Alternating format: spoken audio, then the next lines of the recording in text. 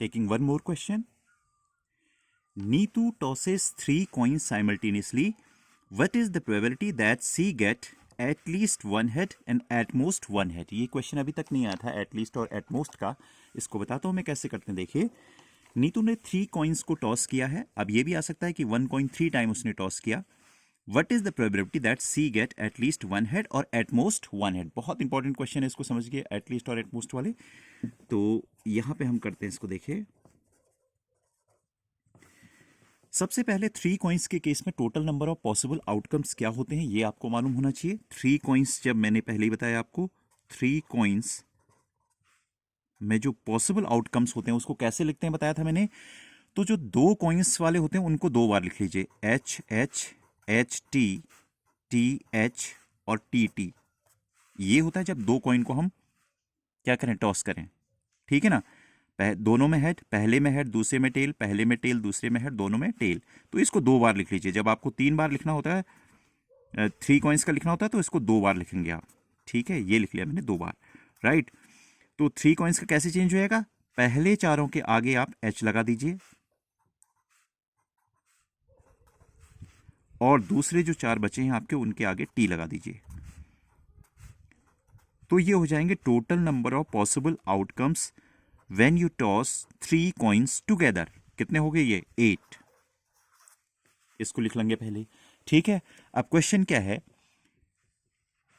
Probability that she get at least one head. इसको समझना है थोड़ा सा आपने, एट लीस्ट और एट मोस्ट. एट लीस्ट का मतलब होता है कम से कम. ज्यादा है तो ठीक ही है, लेकिन कम से कम उतना तो होना ही चाहिए. तो जो पहली प्रोबेबिलिटी आएगी हमारी, P E eight least one head, वो कितनी आएगी जरा सा देखिए. इक्वल टू, एट लीस्ट का मतलब कम से कम एक हेड होना चाहिए. उससे ज्यादा हो तो ठीक है, कम से कम एक तो होना चाहिए. यानी देखो कौन कौन से आए इसमें, देखिए थोड़ा सा काउंट करें. ज्यादा 3 के 3 भी आ सकते हैं. एटलीस्ट है, कम से कम एक आना चाहिए. इसमें भी कम से कम एक आया है, कम से कम एक आया है, इसमें भी एक आया है, इसमें भी आया है, इसमें भी आया है, इसमें भी आया है. इसमें कम से कम एक हेड नहीं है, तो ये छूट जाएगा. देखिए, समझ गए. इसका मतलब कितने हमारे फेवरेबल केसेस हैं? हमारे फेवरेबल केसेस हैं 8 में से 7. तो ये प्रोबेबिलिटी होगी 7/8. तो आई थिंक एटलीस्ट वाला क्वेश्चन क्लियर हो गया. इसी तरीके से देखिए, at most, PE at most one head, at most one head, सब कुछ क्लियर हो जाएगा. देखिए, एटमोस्ट वन हेड का मतलब अधिक से अधिक एक हेड आना चाहिए उसमें. एक से अधिक हेड नहीं चल सकता. और नहीं भी आए तब तो चलेगा ही.